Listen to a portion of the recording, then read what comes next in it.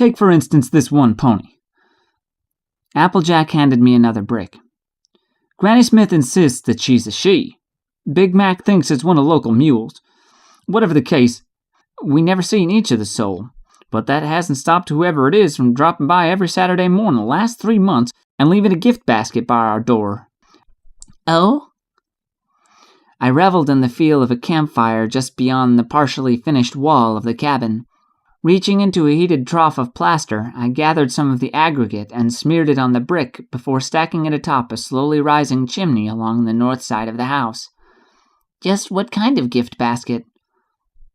Funniest thing, 2 loaves of bread. Every time they're still piping hot, too. As if freshly delivered from the local bakery. Heh! I smiled to myself placidly as I stacked the bricks higher and higher under Applejack's guidance. Some pony must just think you don't have a lick of baking skills. Ha! Fat chance. Still, we never did figure out which of the townsfolk is making these drop-offs, nor why they're choosing to do it all secret-like. But I ain't about to complain. The bread's real nice, and it saves me the trouble of having to bake my own on a regular basis. More time for working on the farm, you know? That doesn't sound like much of a gift. The best gifts are things we need, not so much things we want. She exhaled a vaporous breath into the wintry air and motioned toward the slowly rising chimney. For instance, who else in their right mind would be spending hearth's-warming eve putting the finishing touches on a log cabin? Well, it's my own fault, I murmured. I should have finished this a long time ago. Well, at least you're real dead set and working at it. She smiled and winked at me. A good work ethic means being willing to learn while you go against the grindstone. I have you to thank, Miss Applejack, I said pleasantly, wiping a smudge of plaster off my brow and grinning. This fireplace is all you. I'm just glad I tackled it before winter was completely done with. Well, I reckon you can still use it for when a cold spell hits, Applejack said as she handed me another pair of nails. A white world of snow and frost lingered behind her as she stood on the scaffold in her green vest and brown hat. Still, it's a mighty fine chimney. Right now, what's best is that we get this here rooftop finished. Much appreciated, Applejack.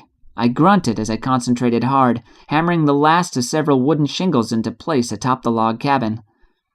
But I've taken enough of your time as it is. Don't you have seeds to plant? As if any other ponies are awake at this hour. She rolled her green eyes. One thing at a time, I reckon, she said, casting a glance toward the center of Ponyville over the threadbare treetops.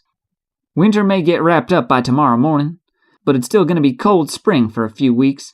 It'd be a shame for you to not have your house all fixed up by then. You're probably the most important pony in town, aren't you? I smiled and hammered more of the shingles into place. I imagine all of the farm owners owe you big time each spring for clearing the fields of snow. Well, I'm pretty good at barking orders, if that's what you're implying. Applejack smirked with a glint of pride. But I'd gladly ditch the megaphone and take the plow if it meant getting things done on time for once. What's that supposed to mean? Applejack sighed. Every year Ponyville is late in getting winter all wrapped up, and a lot of that is on account of a few ponies being early birds like you and I. I hammered a final nail in and looked at her. Seems to me like you could use some organization. As much as I want to share y'all's faith, I can only do what's best and make sure the field gets cleared and then planted. I may not exactly be timely, but at least I'm precise. You're more than just resourceful, Applejack, I said with a smile.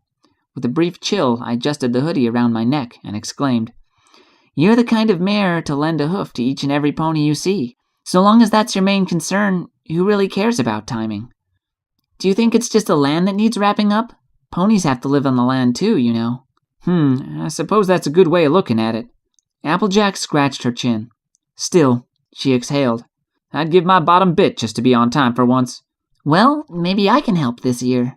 I placed the hammer down and swiveled about to face her. That is, if you wouldn't mind a stranger taking part in the labor. Heh. Applejack smirked. You're never a stranger so long as you got 4 strong hooves and a helpful spirit to guide 'em with. A saying of your father's? My own, as a matter of fact, though I'd be lying if I said he didn't inspire it.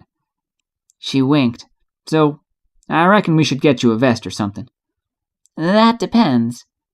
I ran a hoof through my mane and smiled into the frigid air. Do they come in tan?